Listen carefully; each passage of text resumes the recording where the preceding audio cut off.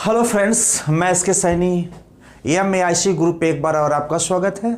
और आज हम लोग पढ़ेंगे क्रेडिट कंट्रोल के अंतर्गत क्वांटिटेटिव टूल्स और क्वांटिटेटिव टूल्स के अंतर्गत रेपो रेट एवं रिवर्स रेपो रेट। इसके पहले हम लोगों ने बैंक रेट पे विधिवत अध्ययन किया था। अगर इस वीडियो को भी देखना चाहते हैं तो इस वीडियो के लिंक हम आपको इसमें डाल देंगे, जिससे आप बैंक रेट को भी पुनः देख सकते हैं।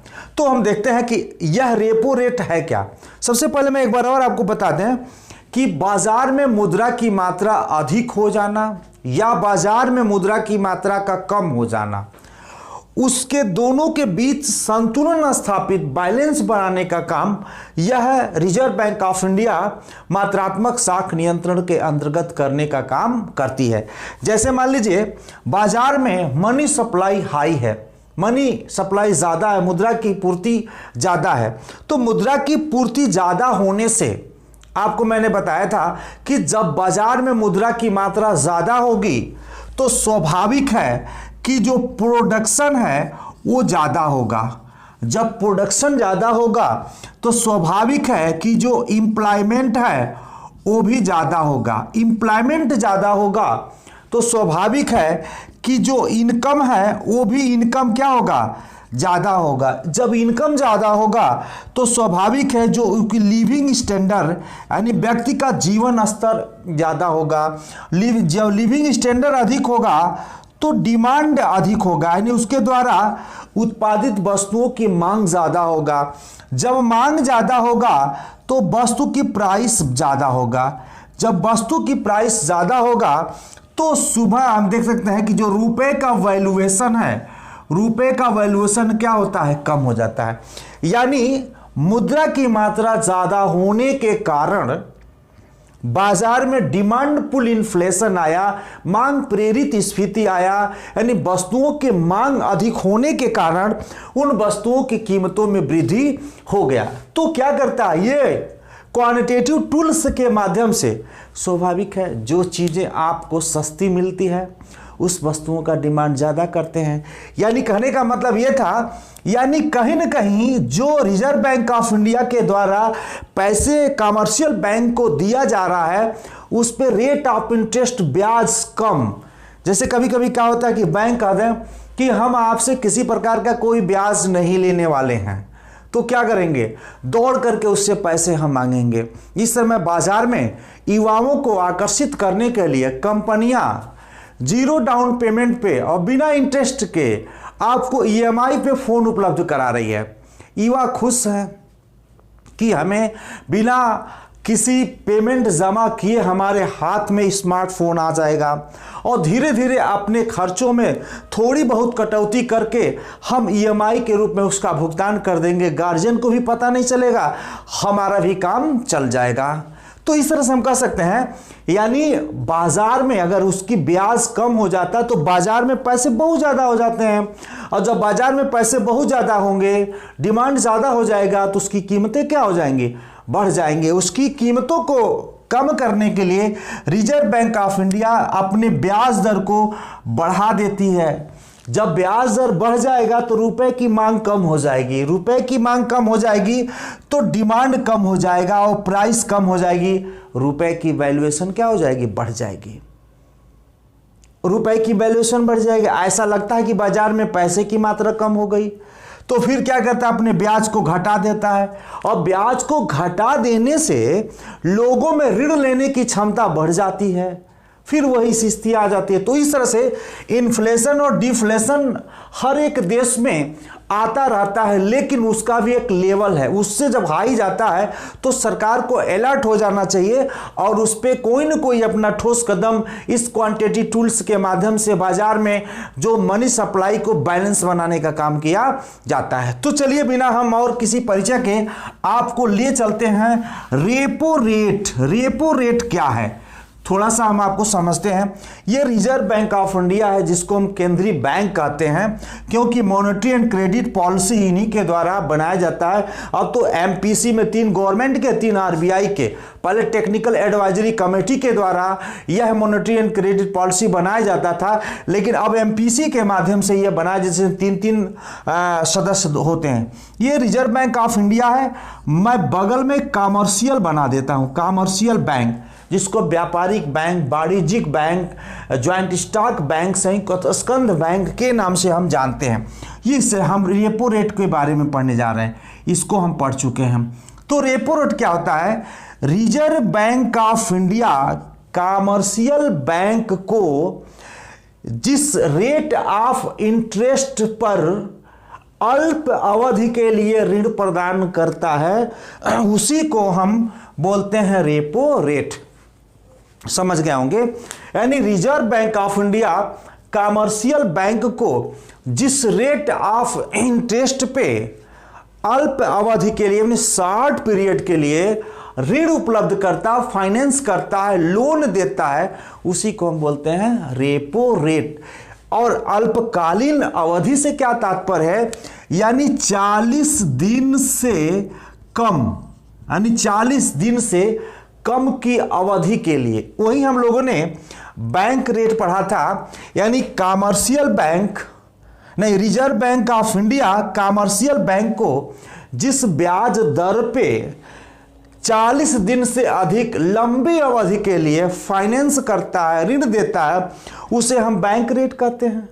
वो 40 दिन से अधिक की अवधि था और ये 40 दिन से कम की अवधि थी। यानी हम कह सकते हैं 2 से 40 दिन के बीच की अवधि के लिए अगर reserve bank of India in commercial bank को ऋण उपलब्ध कराता है, तो उसी को हम बोलते हैं रेपो रेट, उसी को बोलते हैं हम रेपो रेट। ये कम समय के लिए यह ऋण उपलब्ध कराया जाता है। और कमर्शियल बैंक क्या करता है? आम जनता को वह ऋण उपलब्ध कराता है। भाई, बैंक के पास बहुत सारी आवश्यकताएं हो सकती है।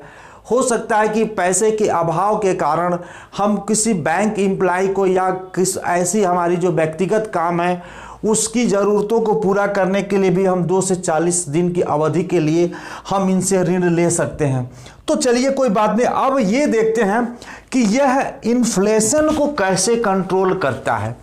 अगर मान लीजिए अगर यह जो reserve bank of India commercial bank को 10% के दर से यह 2 से 40 दिनों के अंदर की अवधि के लिए ऋण देता है, तो स्वाभाविक है कमर्शियल बैंक इन पब्लिक्स को, आम जनता को यह 15% पे यह मतलब ऋण उपलब्ध कराएगा।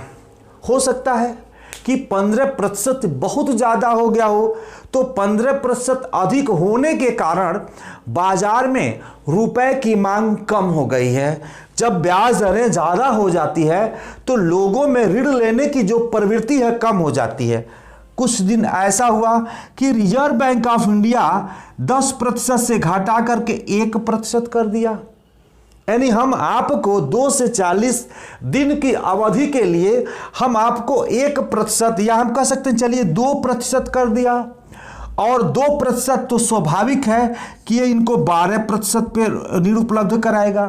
तो इस तरह से हम कह सकते हैं कि यह 2 से 40 दिन की अवधि के लिए reserve bank of India commercial bank को ऋण उपलब्ध कराता है, जिसमें कमर्शियल बैंक को हो सकता है आम पब्लिक को लोन भी देना हो सकता है कुछ अपनी ज़रूरतों को पूरा करना हो। तो इसी को हम बोलते हैं रेपो रेट। अगर तो देखिए यहाँ पे जब 2% 10% से घट करके 2% हो जाएगा, तो कमर्शियल बैंक भी इनसे ज़्यादा ऋण की डिमांड करेगा और आम पब्लिक भी कमर्शियल बैंक से ज़्यादा डिमांड करेगा। तो बाजार में मुद्रा की मात्रा, जो मनी सप्लाई है, वो ज़्यादा हो जाएगा। तो मनी सप्लाई ज़्यादा हो जाएगा तो फिर रिजर्व बैंक ऑफ इंडिया क्या करेगा? अपने रेपो रेट को कम करेगा।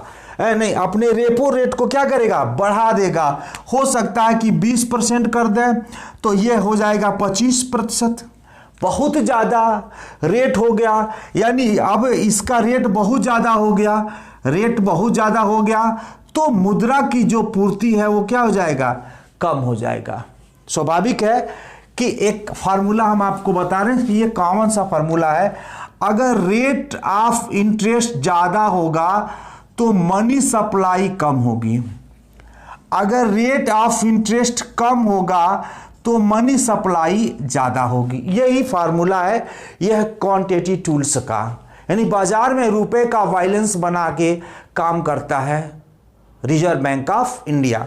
तो अब एक चीज़ और बता देते हैं कि स्वाभाविक है, सोचिए हम किसी व्यक्ति के पास पैसे मांगने उधार जाते हैं, तो सोचिए कि वो व्यक्ति क्या हमको उधार देगा, नहीं देगा, पूछेगा कि किस बेस पे हम आपको उधार दें।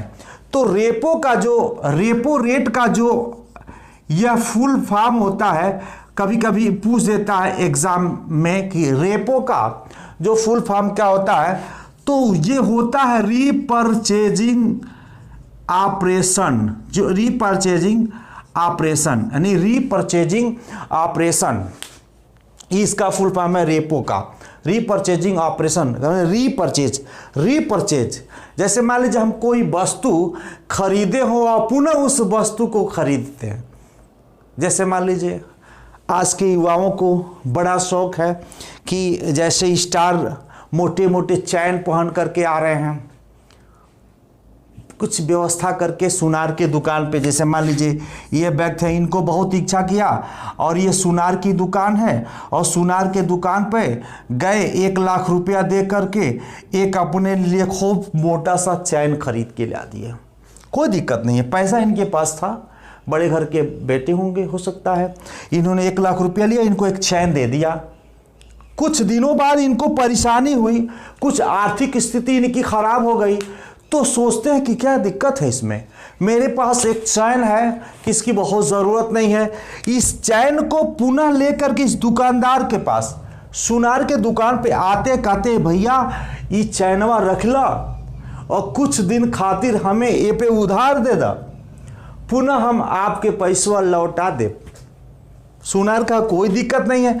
तो यह 1 लाख रुपए का चैन अपने पास रख लिया और 50,000 रुपये इनको जरूरत थी, तो सुनार ने 50,000 रुपये दे दिया इनको, और पुनः जब इनके पास पैसे हो जाते हैं तो ये ले जा करके रीपर्चेज, यानी 50,000 कुछ ब्याज भी होगा, ये ले जा करके फिर उनको देते हैं और फिर अपना सोना वाला जो हार है उसको क्या करते हैं, खरीद लेते हैं, परचेज कर लेते हैं, अपने ही सामान को दोबारा परचेज करते हैं। इसी को बोलते हैं रीपर्चेज ऑपरेशन। इसमें क्या परचेज किया जाता है, जो गवर्नमेंट बॉन्ड्स होता है, सिक्योरिटी होता है, बिल होता है, उसी की हम रीपर्चेजिंग करते हैं। आइए समझते हैं इसको हम।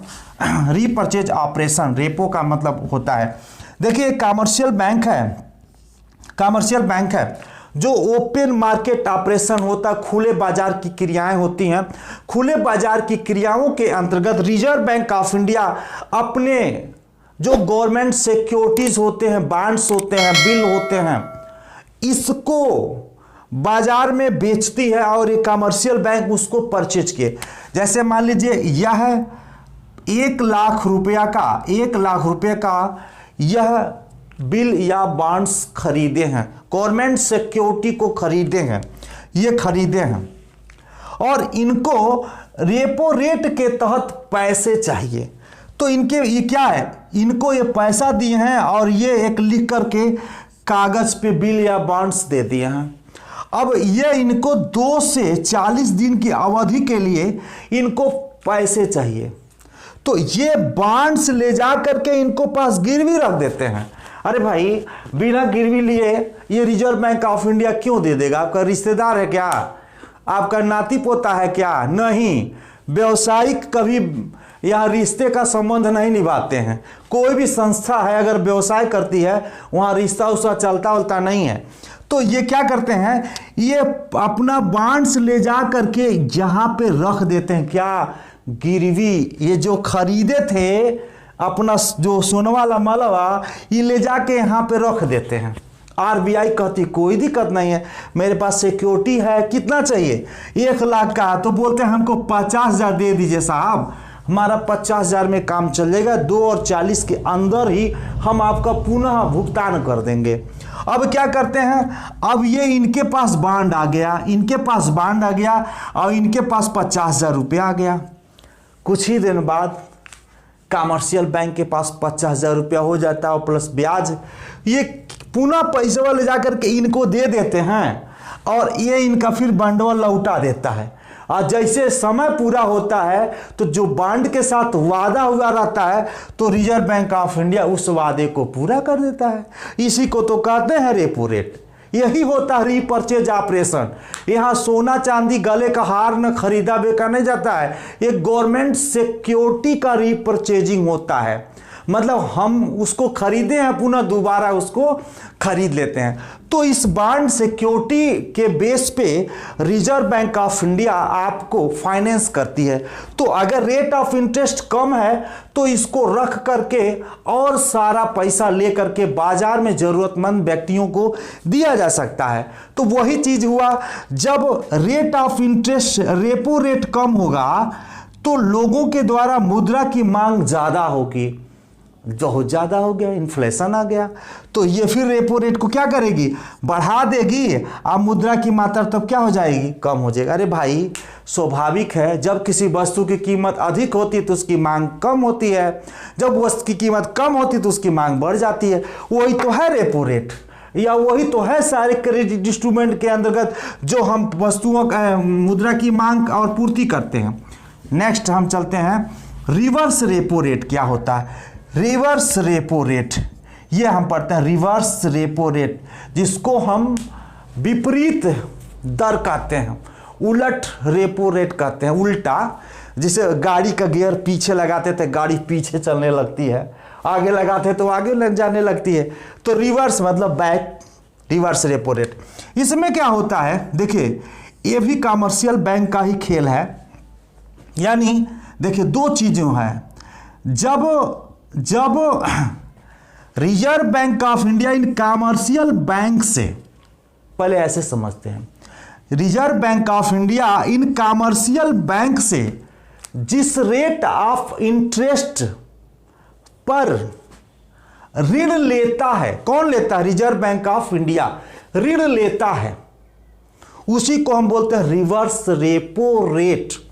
रिवर्स रेपो रेट ये जान लीजिए, जब रेपो रेट बढ़ता है, जब रेपो रेट बढ़ता है तो रिवर्स रेपो रेट भी बढ़ता है। ध्यान दीजिएगा, रेपो रेट बढ़ता है तो रिवर्स रेपो रेट भी बढ़ता है, और रेपो रेट घटता है तो रिवर्स रेपो रेट भी घटता है। उसी के अनुपात में रिवर्स रेपो रेट से अधिक रेपो रेट होता है। जो रेपो रेट का जो रेट है वो रिवर्स से ज़्यादा रहेगा और रिवर्स का रेपो से कम रहेगा।